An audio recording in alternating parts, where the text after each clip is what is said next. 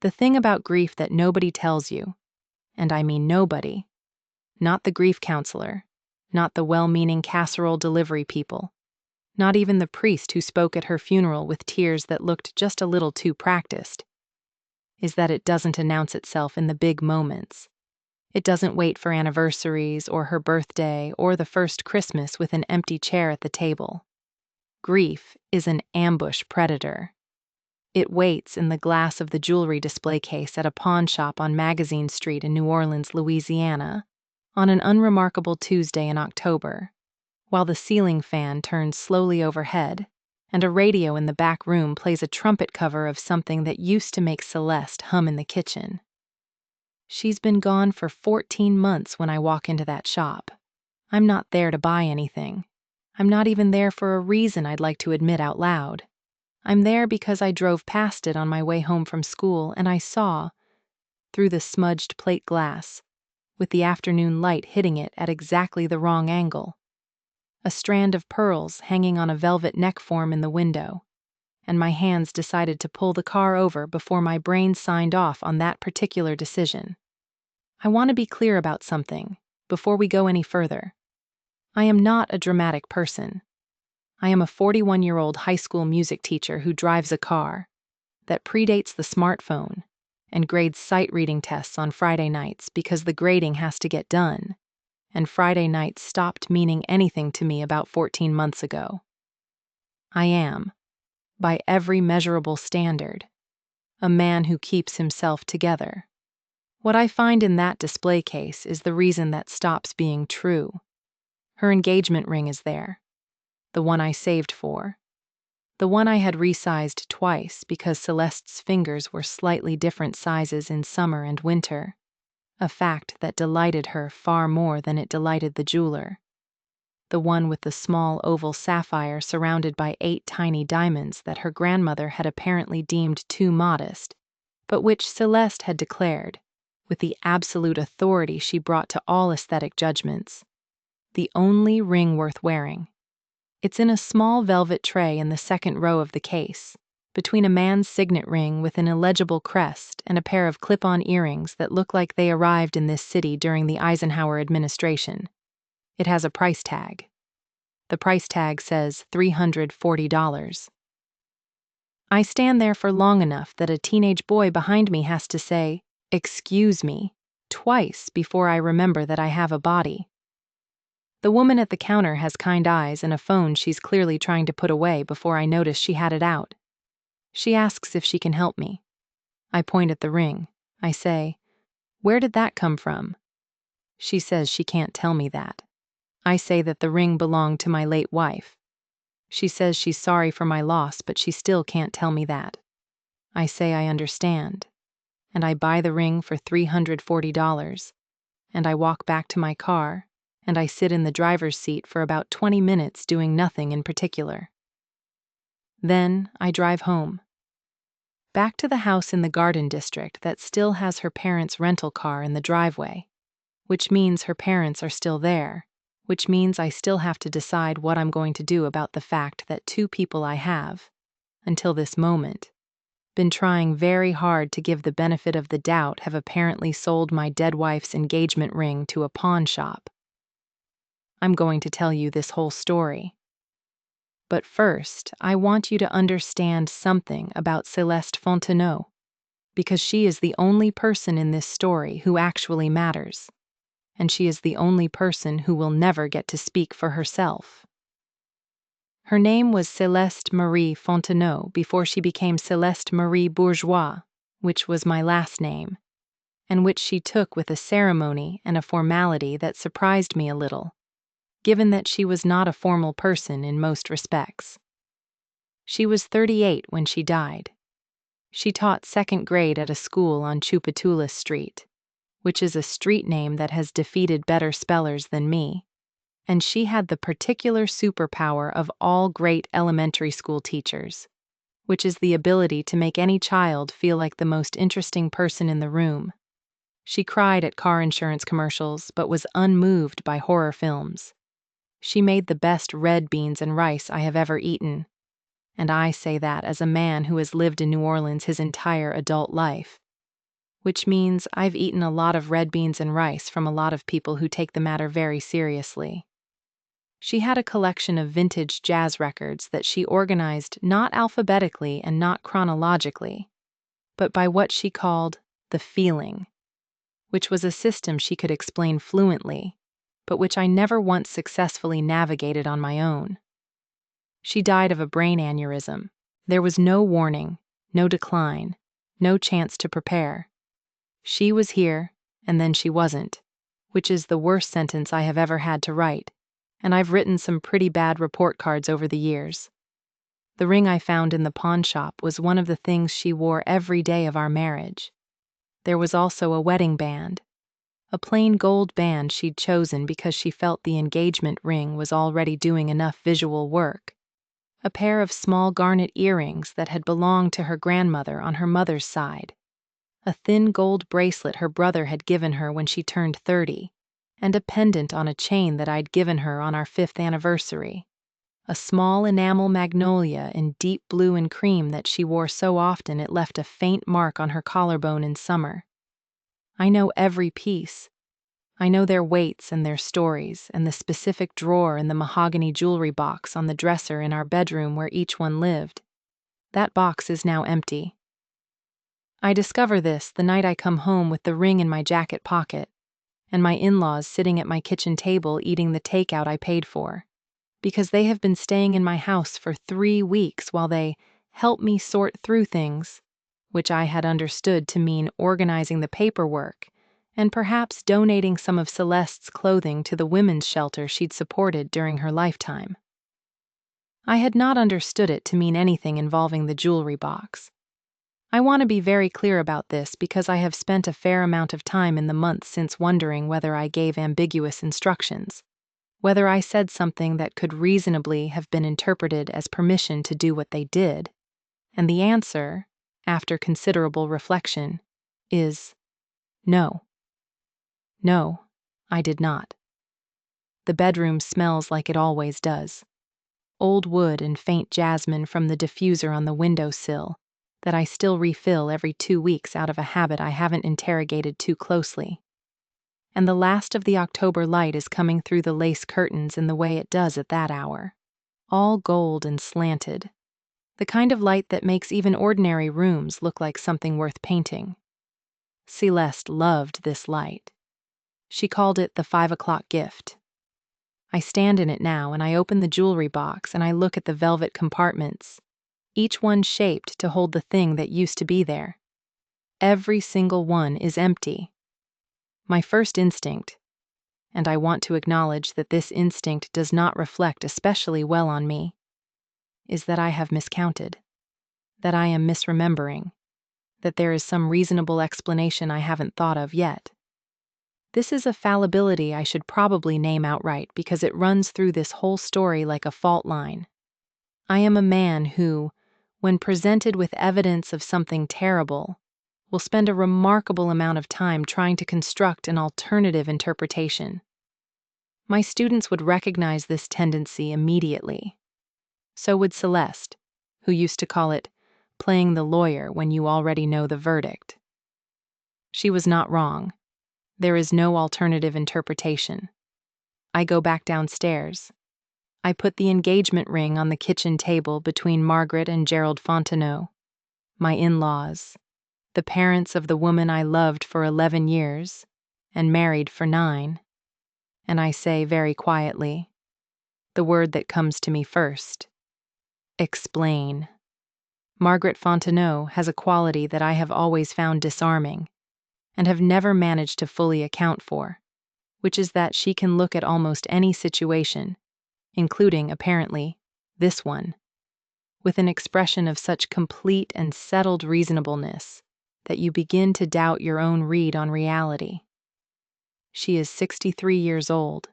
She is dressed in the kind of practical linen that signals a woman who has made her peace with the Louisiana heat.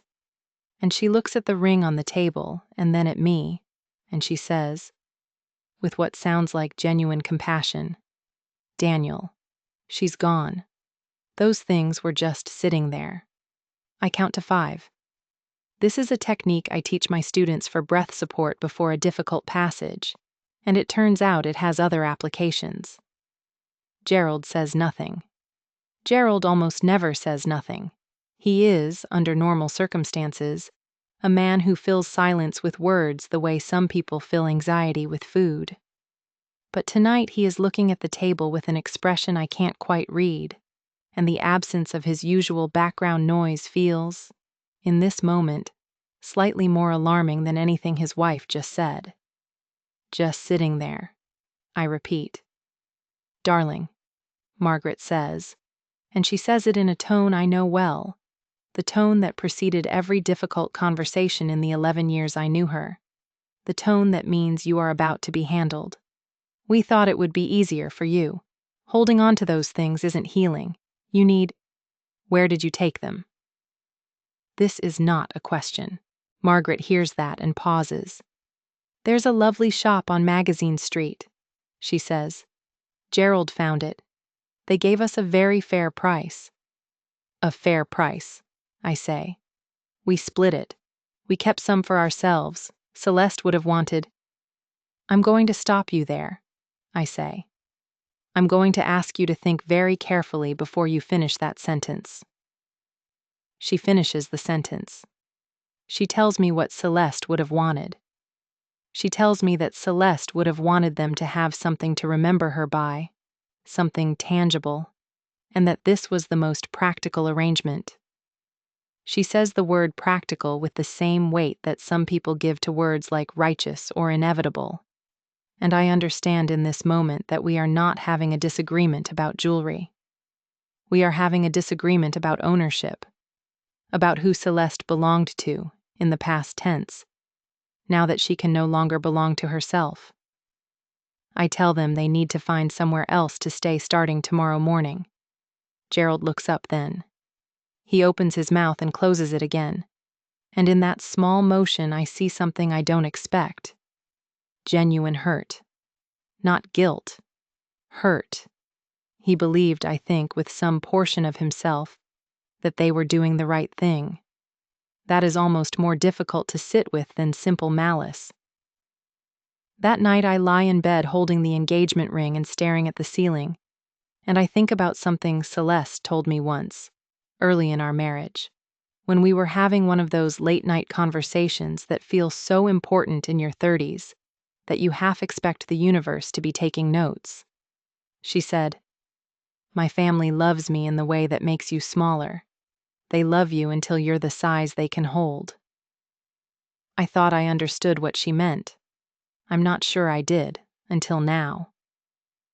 Here's where I should probably tell you about Marcus. I knew Marcus existed the way you know about a country you've never visited. Through description, through context, through the particular shape of the silence that surrounds his name when the Fontenaux are in a room together. Celeste mentioned him. She mentioned him with a care that I recognized as the careful handling of something sharp, the way she'd mention the aneurysm in her father's family history, or the year before her sister was born that she described only once and never returned to. Marcus had left. Marcus had made choices the family didn't understand. Marcus had, and this was always the phrase, always the same phrasing, as though the Fontenaux had workshopped it into something neutral enough to survive company dinners, gone his own way. I knew he was somewhere in New Orleans. Celeste had told me that much. I knew she had given him her number and that he had called twice, both times on years that ended in round numbers, both times leaving messages she'd listened to alone in the backyard, standing near the old camellia bush, her back to the house. I never asked what the messages said. She never offered. We had, I think, a mutual understanding that there were territories in her past that were hers to open or not open, and Marcus was one of them. What I did not know, what I had never been told, what no one thought to mention in the 14 months between her death and that October Tuesday, was that Marcus Fontenot owned a pawnshop on Magazine Street. I go back 2 days after buying the ring. This requires, on my part, a level of deliberate intention that I should probably understate for dramatic effect but won't. Because this is a story about honesty, and I have already been dishonest with myself enough for one autumn. Going back to that shop is hard. It means having a conversation I don't know how to begin. It means explaining to a stranger that the ring I bought 2 days ago came from a box that used to belong to my wife, and that the box contained other things, and that I would like to buy those other things back, and that this has nothing to do with their monetary value and everything to do with the fact that they are the physical record of a person's life, and someone put them in a pawnshop case with a price tag. The ceiling fan is still turning when I walk in. The radio is gone today, replaced by something off a Bluetooth speaker, a recording of a brass band, distant and slightly muffled, as though the parade is happening one street over, which in this city is always possible. The velvet neck form in the window still holds the pearl strand. The woman with the kind eyes isn't there. Instead, behind the counter, there is a man. He's about 50. He has Celeste's eyes. Not resembling Celeste's eyes. Not similar to. He has them. The shape of the brow above them. The particular angle of the lower lid. The color. That specific warm brown that I spent 9 years looking into from the opposite side of the dinner table. The bed. The front seat of a car on long drives through the parishes. Is looking at me now from a man I have never met. I stop walking.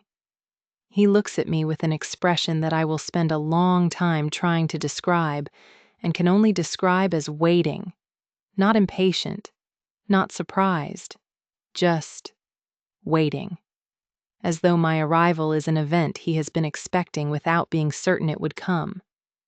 "You're Daniel," he says. It isn't a question. I say, "You're Marcus." The word comes out of me flat and strange, the way words do when the thing you're saying is also the thing you're only just understanding. He nods. He puts both hands on the counter, a slow, deliberate gesture.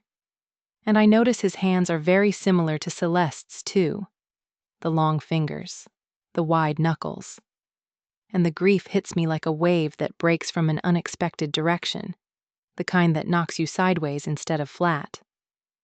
"She kept a picture of you," I say, because something has to be said, and this is what comes out. In the back of her record collection, behind the coal train. His jaw moves. He doesn't say anything for a moment. Then he says, "Favorite record or worst of the bunch?" "A Love Supreme," I say. "Favorite." He closes his eyes for exactly 2 seconds. Opens them. "She put me behind the best thing she owned," he says, and his voice is level but barely. The level of a man who has had decades of practice keeping his voice exactly that level. That sounds right. We stand on opposite sides of a glass case in a pawn shop on Magazine Street, and the brass band on the speaker rounds into something slow and sweet. And for a long moment, neither of us says anything because there isn't anything to say that the silence isn't already saying better. Then Marcus says, "The box came in 3 days ago." "I know," I say. "I recognized every piece," he says. "The garnets were my grandmother's. I was there when she gave them to Celeste. The bracelet is mine. I gave it to her when she turned 30. I still have the receipt somewhere." He pauses. "My parents brought them in." "I know," I say again. "I didn't buy them," he says. "I mean, technically my shop bought them. Technically it's a transaction on my books. But I want to be clear about that. I didn't buy them. I took them in so they wouldn't end up somewhere I couldn't find them again." Another pause. "I was going to call you. I didn't have your number. I was trying to figure out how to—" He stops. He looks at the counter. "She talked about you," he says. "On the phone. Last time we spoke." "When was that?" 3 months before she died. I didn't know they'd spoken 3 months before she died. I didn't know they'd spoken at all. And I am standing here in the pawn shop where my wife's brother has been keeping her jewelry safe, while her parents thought they'd sold it into the world. And I am realizing that the story I thought I was living, widower versus in-laws, the straightforward moral geometry of it, is not the actual story. The actual story is older and more complicated, and has a person at its center who kept a photograph of her brother behind the record she loved most, and never once told me why. This is the moment the story changes. Not when I found the ring, not when I confronted Margaret and Gerald. Now, here, with this man's hands on this counter and his sister's eyes in his face. Tell me everything, I say. He closes the shop early. We sit in the back room, which is cluttered with the particular organized chaos of a man who has made peace with accumulation, stacked ledgers, a coffee maker that looks older than either of us, a framed photograph on the wall that I recognize after a moment as the Fontenot family house in Tremé, the one Celeste described to me once, the one with the double gallery and the banana trees in the back that her grandfather had planted in the 60s, and which had outlasted 2 marriages and 3 hurricanes. The room smells like coffee and old wood, and the faint metallic tang of things that have passed through many hands. The smell, I think, of accumulated story. There's a single window high on the back wall with a broken latch that lets in the warm October air, and through it I can hear the neighborhood. A dog, a screen door somewhere nearby, a child practicing piano with the specific determination of someone who has not yet learned to love the thing they're doing. I should tell you, at this point, that I have been waiting 14 months for someone to tell me something true about Celeste, something she hadn't filtered through the version of herself she presented to me, her husband, the man she loved. Because I did believe she loved me, and I believe it still. But love doesn't mean full transparency, and Celeste was a woman with rooms she kept locked not out of deception, but out of a kind of self-preservation I was only beginning to understand. Grief, it turns out, is also an unlocking.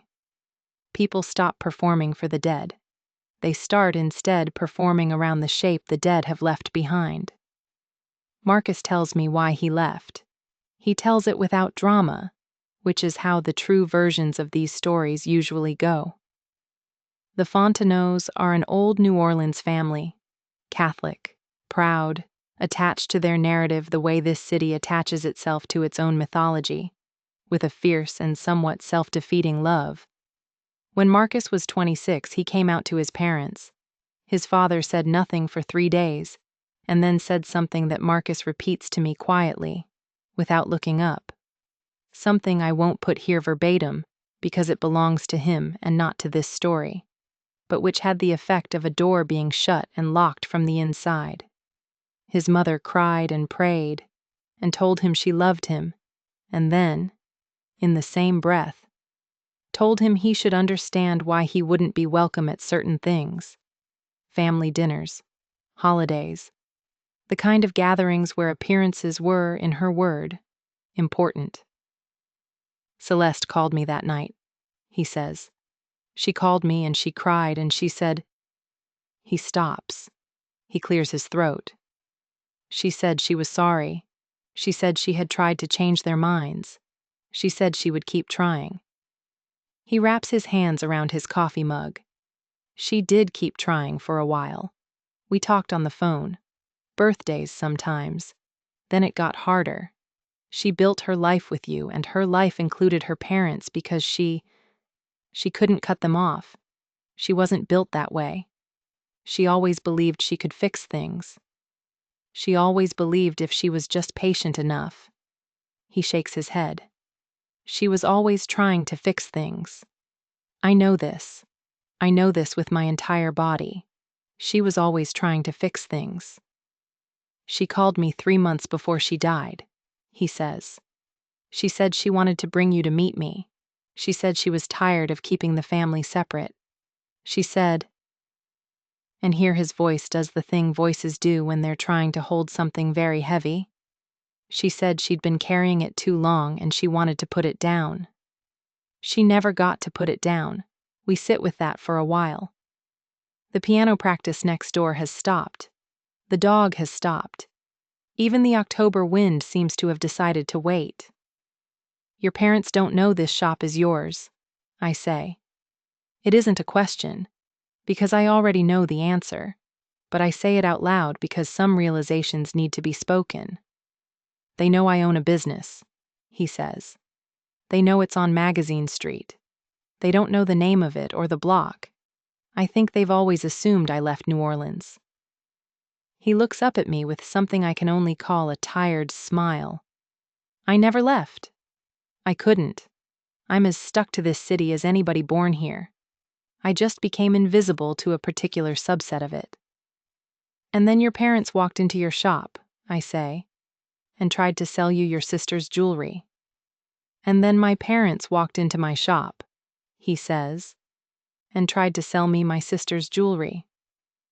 He lets the full weight of that sentence land, which it does considerably. They didn't recognize you, I say. I've had a beard for 20 years, he says. I'm 52 years old. The last time they saw me, I was 32. He pauses. My mother looked right at me, he says. She looked right at me, and she asked if I could give her a quote on a sterling bracelet, and I said yes, and I looked at the bracelet, and I said... He stops again. His hands are very still around the mug. I said, "This is good quality work. Where did it come from?"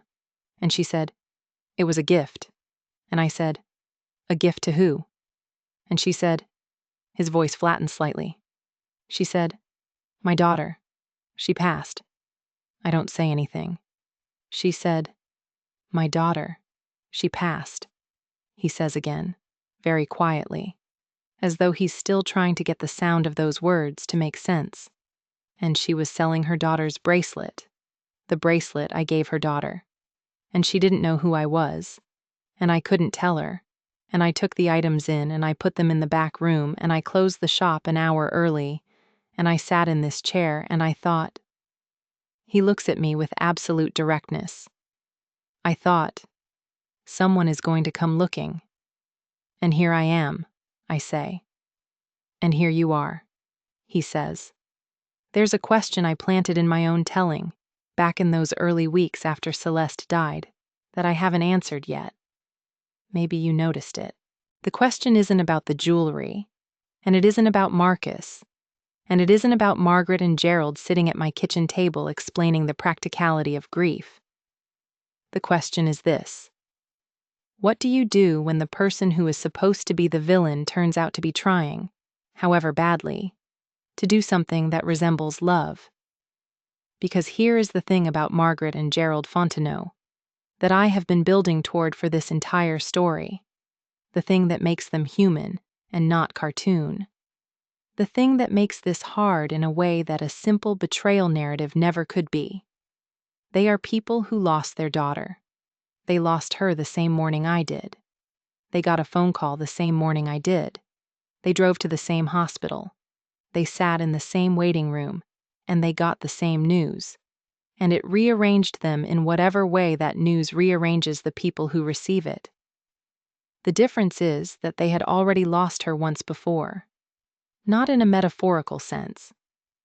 I mean that Celeste, in the years after Marcus left, had been moving incrementally away from her parents. Not dramatically, not explosively, but in the way water moves away from a high point, finding its own level. She built her life here, with me, with her students, with her records and her red beans and her 5 o'clock light. She called her parents on Sundays. She visited at holidays. She was, by any observable measure, a dutiful daughter, but she was not. And I recognize this in retrospect, in the cold, forensic clarity that grief gives you. She was not theirs anymore, in the way they wanted her to be. She had become her own. And then she died, and she was nobody's and everybody's. And they came to my house to help, and they stood in our bedroom, and they looked at the jewelry box and they thought, I understand this now. I have understood it slowly and painfully and without, especially wanting to. They thought, we can take this back. This was always ours. She came from us. We can take this back. They were wrong, but wrong in a way that has grief inside it, and grief is not the same as cruelty. And I have had to learn this distinction at considerable personal cost. Marcus does not entirely agree with me on this point. They made a choice, he says, when I try to lay this out for him, there in the back room of the shop on Magazine Street. People in pain make choices all the time. Pain isn't an excuse. I know, I say, but it's a context. Context, he says, and the word comes out tired. I've given them 30 years of context. I'm 40 years past out of context. I'm not asking you to forgive them, I say. No, he says. You're asking me to understand them, which I would argue is worse. I think about this. Outside, the city makes its evening sounds. The distant rumble of a streetcar, a burst of music from somewhere up the block, the particular creak of the old building settling into the cooler air that rolls in off the river as the sun goes down. New Orleans is a city that performs its aliveness very loudly, as though it has always known it might be taken away, and refuses to be quiet about being here. Celeste loved that about it. She said it was the most honest thing about the place, that it made too much noise to pretend anything was fine. I want to buy back what's here, I say. What you have in the back room. They're not for sale, he says. I pause. I mean, I'm not going to sell them to you, he says. I'm going to give them to you. They're yours. I should have called a month ago. He makes a gesture that encompasses the whole complicated architecture of his silence. I didn't know how to begin. You could have begun with I'm her brother, I say. Yes, he says. I could have. He looks at me. I'm her brother, he says, and the present tense of it lands with a weight I'm not prepared for, because I'm used to the past tense. I'm used to everything about her being past tense. And I'm her brother is present tense, permanent tense. The kind of fact that doesn't become historical just because the person at the center of it is gone. Yes, I say. You are. He goes to the back room and comes back with a small wooden box, not the mahogany jewelry box from the dresser, that's still at my house and still empty, but a shoebox, the kind of utilitarian container that turns out to be where important things end up when they're being kept safe rather than displayed. He sets it on the counter between us and lifts the lid, and there they are. The wedding band, the garnet earrings, the thin gold bracelet, the enamel magnolia pendant on its chain, Celeste's entire material vocabulary of self, assembled in a shoebox by a brother she never got to reintroduce to her husband. I put my hand on the magnolia pendant. The enamel is cool under my fingers, faintly textured, the blue so deep it's almost navy. She wore this on a chain just long enough that it rested in the hollow of her collarbone. I used to see it every morning over the rim of a coffee cup, catching the light. A small emblem of the city she and I both belong to. She was going to call you, I say. She was going to fix things. I know, he says. She just ran out of time. Yes, he says. She ran out of time. This is the hardest sentence I know. It has no good angles, no comfortable interpretation, no way to make it sit in the body without pressing on something vital. She ran out of time. That's the whole story, in 4 words. And every other thing I've said tonight and every other thing I'm about to say is just the furniture around it. I need to tell you what happens next, because things do happen next, and they are not uncomplicated, and I promised you a complete account. I call Margaret and Gerald Fontenot the following morning. They are staying at a hotel in the warehouse district. I know this because Gerald left the hotel keycard on my kitchen counter, either by accident or as a kind of breadcrumb, and I don't know which interpretation is more like him. I call and I ask if I can come see them, and there is a pause on the phone that contains, I think, most of what needs to be said about where we are in this relationship. And then Gerald says yes. The hotel is one of those converted 19th century buildings that the warehouse district does well. High ceilings, exposed brick, the particular smell of old stone and climate control that seems specific to renovated New Orleans interiors. Gerald is sitting in a chair by the window when I arrive. Margaret is standing near the credenza, with a posture that means she has been preparing. She has the look of a woman who has spent the night deciding what she will and won't apologize for. I sit down across from Gerald. I put the shoebox on the table between us. I went back to the shop, I say. Margaret's expression shifts. Something in it recalibrates. The woman said she couldn't give out information about. I know, I say. I didn't get information from the woman. The man who owns the shop told me. Silence. A particular quality of silence, the kind with something living inside it. The shop is owned by your son, I say. Marcus. He's had it for 8 years. Margaret makes a sound. It isn't a word. It's something that lives in the place where words can't get to. A sound from further in than language. She puts her hand on the credenza and Gerald stands up. And for a long moment both of them are just standing in this hotel room, looking at the shoebox as though the box itself has said something that requires processing. He was there, Gerald says finally. He was there, I say. He took the jewelry in and he kept it. He was going to find me. He didn't know how. I pause. He knew who I was because Celeste talked about me when they spoke on the phone, 3 months before she died. Margaret says, "They spoke on the phone." They spoke on the phone, I say. A few times over the years. She was trying to find a way to bring him back. She never figured out how to do it without it becoming a war between him and you. And she didn't want a war, she wanted her family whole. And she was still trying to work out how to do it when she died. Gerald sits down again. He puts his elbows on his knees and his face in his hands. And I watch him do this. Watch a 66-year-old man fold in on himself in a hotel chair. And I think about what it would cost a person to hear this. To hear that your daughter, for years after the rupture you created, had been quietly, patiently, in the background of her life, trying to stitch the family back together. That she hadn't given up. That she had just run out of time. Margaret's face is doing something I have never seen her face do, which is collapse. Not dramatically, not cinematically. Just. The arrangement of careful composure that I have known for 11 years dissolves, and underneath it there is someone much older and much less certain, and she looks, for the first time since I have known her, like a person who is not sure she has handled things correctly.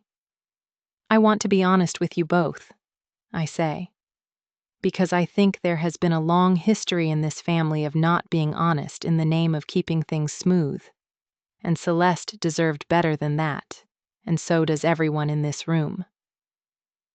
I look at Gerald's bowed head and at Margaret's dismantled face.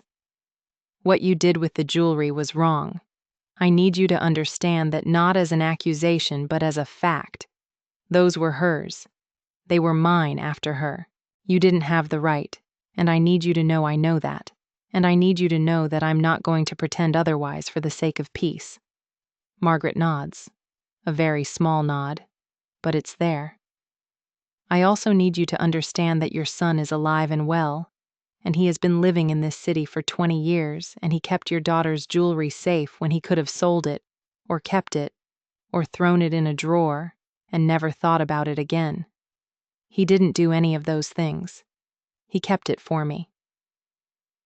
I put my hand on the shoebox. That seems like something worth knowing. Gerald makes a sound, muffled into his hands that I cannot fully decode. I'm not going to tell you what to do with that information, I say. That's between you and Marcus and whoever you all decide to be to each other going forward. I have enough of my own going forward to figure out. I stand up. I pick up the shoebox. I just wanted you to know. I walk to the door. I almost leave without saying anything else, which would have been a cleaner ending but not quite an honest one. So I stop. I turn around. She loved you, I say to both of them.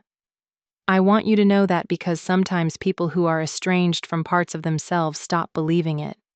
She loved you and she was angry at you and she was working on it. All three of those things were true at once, and they were all going to be true until she figured out how to make them add up to something she could live with. She just ran out of time, Gerald says, into his hands, in a voice so quiet I almost don't hear it. Yes, I say. I leave. In the weeks that follow, which are not the neat, resolved, lesson-learned weeks of a story with a tidy ending, I want to be clear about that right now. These weeks are complicated and uncomfortable, and I am not a better person by the end of them in any obvious, measurable way. I begin to understand what Marcus and I are going to be to each other. We are going to be, I think, something that doesn't have a name yet. We are connected through a person who is gone. We are not family in the traditional sense, and we are not friends in the ordinary sense, and we are not simply two people who share a loss, because our losses are shaped differently. I lost a wife, he lost a sister, and those are not the same grief even when they share an object. But we are something. We meet for coffee twice a week at a place on Prytania Street that Celeste used to go to, which Marcus tells me he discovered independently, which seems exactly right in a way I cannot fully articulate. We talk. We talk about her, which is mostly what we do, about the specific person she was, not the concept of her or the grief of her, but the actual woman, the red beans and the coal train and the way she pronounced certain French words with an exaggerated Creole inflection that was 1 part heritage and 2 parts humor. Marcus tells me things I didn't know. I tell him things he didn't know. We are, between the two of us, assembling something. Not a complete portrait. You can never have that, but more than either of us had alone. He tells me that when she was 12, she organized the neighborhood children into a kind of informal chorus and rehearsed them for 3 weeks to sing at a block party, and that she ran rehearsals with such cheerful and absolute authority that none of the children thought to question whether she was actually qualified to do this. She was 12, he says. She had a clipboard. I laugh at this, genuinely not the performance of laughter but the real thing. And it surprises me, the realness of it, the way it feels both like grief and like relief and like something for which I still don't have a word. I teach a girl named Sophia in my 3rd period music theory class who reminds me of Celeste in a way I have been trying not to think about too directly. Not in appearance, but in a quality of absolute self-possession that some people are born with, and which most of them lose by the time they're adults. Sophia will probably not lose it. I've been teaching long enough to know the ones who won't. In late November, she stays after class to ask me why I teach music theory to people who mostly want to learn guitar. And I think about this question longer than a student probably expects a question to land, and then I say, because the theory is what makes the feeling make sense. You can feel the music without understanding why it works, but when you understand the why, the feeling goes deeper. She considers this with the expression of a person who is deciding whether to accept an answer. Then she says, "My mom says you lost someone." I look at her. She says your wife died, she says, not unkindly, with the particular directness of a teenager who has not yet learned that some topics require approach from an angle. I'm sorry. I say thank you. She gathers her things and leaves, and I sit at the piano for a while, in the empty classroom, in the December light, and I play the opening of A Love Supreme with one hand, slowly, until I can feel where the next note wants to go. Margaret calls in December. Not to explain and not to argue and not to deliver any of the speeches I imagine she might have prepared. She calls to tell me that she and Gerald drove past a shop on Magazine Street, that they had been trying to work up the nerve for 2 weeks, and that on this particular afternoon, Gerald simply pulled the car over.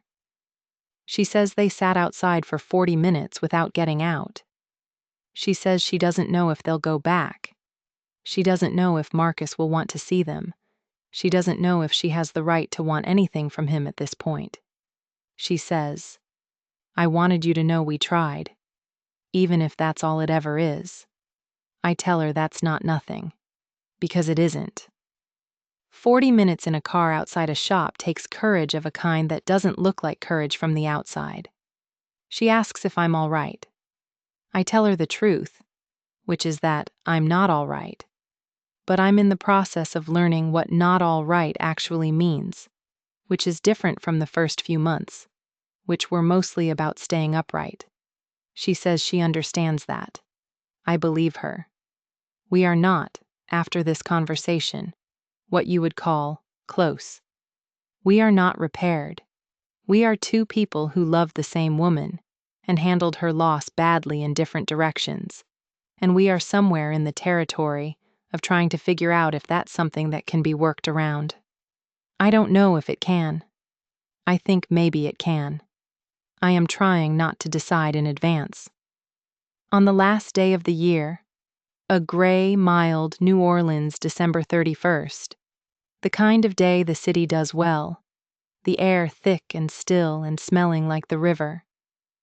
I take Celeste's jewelry out of the shoebox and put it back in the mahogany box on the dresser, each piece in its velvet compartment: the ring, the band, the garnets, the bracelet, the magnolia pendant. The box that was emptied is full again. I sit on the edge of the bed for a while, looking at it. Marcus calls. He says he's been thinking about something and he wants to ask me before he does it. He says he's been writing things down, memories of Celeste, from childhood, from before the estrangement, things I don't know and can't know because I wasn't there. He wants to know if I'd want to read them. He says he doesn't have any particular plan for them. Not a book, not a public document, just a record, a private history of a person, written by someone who knew her first. She told me once that she felt like her family had a story about her, I say, and that the story was slightly smaller than she actually was. That's accurate, Marcus says. Then yes, I say. I want to read them. He says he'll bring them to coffee on Thursday. I say I'll see him Thursday. I put the phone down. I put my hand on the jewelry box, on the warm, smooth wood of it, and I think about the sentence I used to tell people when they asked how I was doing in the early months. I'm getting through it. And how hollow that sentence always sounded. How it was the linguistic equivalent of a door you leave closed because you don't know what's on the other side. They sold her rings. That's the fact at the center of this story. The thing that brought me to that pawn shop. The thing that set off every chain of events I've described. They sold her rings, and the man behind the counter was her brother, and her brother was keeping them safe, and I bought back what I could, and what I couldn't buy back. The time she lost, the conversations she didn't get to have, the reunion she'd been quietly engineering since the year she and I moved into this house. That's still out there, uncollected, still owed. The city outside the window is preparing its new year the way it prepares everything, which is loudly and without apology. Someone nearby is testing fireworks already, 2 hours early, because patience has never been a New Orleans value, and I respect that about it. The magnolia in the front yard has lost half its leaves to the mild winter, and the other half are yellow at the edges, not dead, just changing, which is a thing magnolias do without making a particular drama of it. They sold her rings. I bought back her name. That's what the thematic summary of this story sounds like, and it's true as far as it goes. But what it leaves out is everything that comes after the buying back. The work of holding a name in memory, without letting the memory become a monument, without letting the grief become a room you live in instead of a room you visit. She was a person, not a symbol. She remains a person, in my kitchen on Sunday mornings when I make red beans badly in her honor, in a back row velvet compartment behind a love supreme, in the handwriting of a brother who is sitting somewhere in a house on this same city street assembling her childhood into pages I haven't read yet. I don't know what those pages say. I don't know what Margaret and Gerald will do with the address they're now carrying in their pockets. The address of a son who has been on Magazine Street for 8 years while they've been living their lives one city over with a door shut between them.